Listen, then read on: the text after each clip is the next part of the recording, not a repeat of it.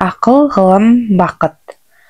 Ақыл, ғылым, бақыт үшеуі ақиқаттың алдына келіп сарапқа түседі.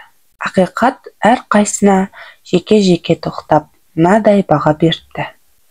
Ей, бақыт, сен тұрақсызсың, орныңды таңдай білмейсің, басыңа қонған жанның көзіне шел, көңіліне желік бітіресің, күндердің күнінде лақтырып тастап кетесің. Ақылмен тізе қос, сонда көп жасайсың. Ей, ғылым, дүниеде жаратылысы сенен күшті не бар? Қажет болса, қара тасты қайнатасың, сақауды сайратасың, жоқтан бар, бардан жоқ жасайсың. 18 мың ғаламды билеп төстеуді көздеп, адамзатты кейде түзу, кейде бұзық жолға саласың.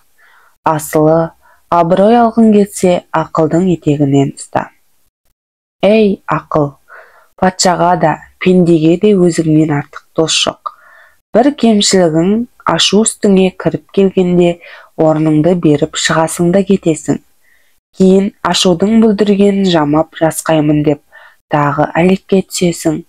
Әуелден от басында кірпік қақпай отыратыныңды білсе, ашу сенің үстіңе кірмеген болар еді. Менің тілек батам, ақыл, сен адам бол. Ғылым, сен ат бол. Бақыт, сен қамшы бол. Үшеуің біріксең, ешбір мұң-мұқтаждарың болмас, депті.